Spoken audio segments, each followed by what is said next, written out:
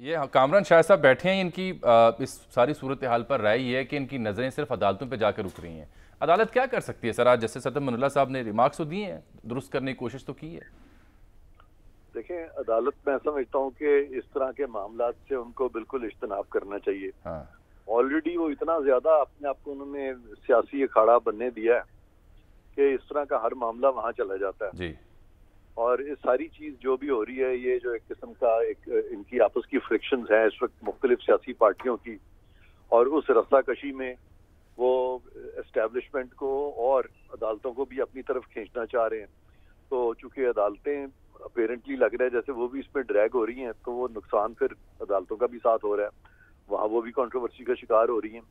तो हम हर किसी को कंट्रोवर्सी का शिकार करना चाहते हैं ताकि वो जो हमारा जो लीगल ऑर्डर है वो क्योटिक हो जाए।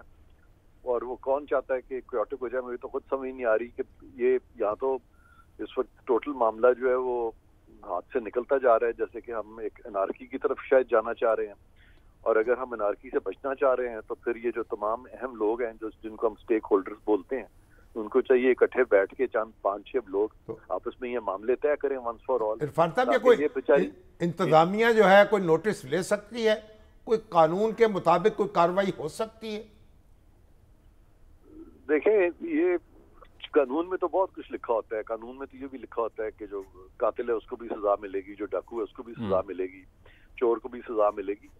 लेकिन उसके बावजूद अगर आप चोरियां खत्म नहीं कर सकते, डकैतियां खत्म नहीं कर सकते और इस तरह के जो बड़े बड़े ऑफेंसेस हैं वो खत्म नहीं कर सकते, तो फिर कानून वहाँ लिखा रहे उससे फर्क नहीं पड़ता। तो यानी आप फिर जो फवाद चौधरी साहब ने आज एक ट्वीट की सूरत में रद्द-ए-अमल दिया, मैं पढ़ देता हूँ। वो ये कहते हैं कि जी इमरान खान साहब ने मेरिट पर तकर्रुरी की बात की थी, वैसे भी ये सियासी मामला है, अदालती नहीं। जज साहिबान का हर मौजू पर कमेंट्स देना नामुनासिब है। तो आप उससे फिर एग्री करते हैं? मुझे तो नहीं, मैं बिल्कुल नहीं एग्री करता। देखें, उन्होंने एक और कॉन्टेक्स्ट में बात की है।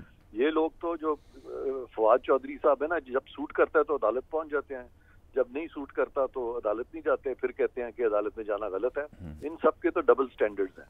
मैं तो शुरू से एक बात कर रहा हूँ और वो यही है कि अदालतें जो है ना हमेशा से, खा वो पीपल्स पार्टी का मामला हो, खा वो PTI का हो, खा कोई हो, लेकिन अब चूंकि वो अंदर घुस चुकी हैं और इतने सारे फैसले दे चुकी हैं इन्हीं पार्लियामेंटेरियंस के बारे में कि जब तक वो अपने वो के फैसले रिविजिट नहीं करेंगे उनको इसी तरह से तंग किया जाएगा।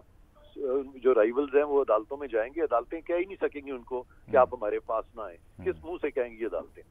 तो अदालतों ने भी अपने आप को मुसीबत में डाला हुआ है, मुश्किल में फंसा लिया हुआ है। तो फिर खान साहब के इस बयान को बस हवा में छोड़ देना चाहिए, कुछ करने की जरूरत नहीं है किसी को? नहीं, वो खान साहब के वो बयान को हवा में छोड़ा इसलिए नहीं जा सकता कि उनके जो राइवल्स हैं जब वो अदालतों से रुजू कर लेंगे तो उसका नुकसान खान साहब को उसी तरह होगा जिस तरह खान साहब ने अपने से पहले अदालतों में केसेस करके अपने राइवल्स को नुकसान पहुंचाया था। वो अदालत में बात चलेगी ना, अदालत में बात चलेगी। फिर जो करना है अदालत नहीं करना है। अदालत इस वक्त सेंटर स्टेज पे रहना चाहती है, क्योंकि अगर वो सेंटर स्टेज पे नहीं रहेंगे तो और पार्लियामेंट मजबूत होएगी।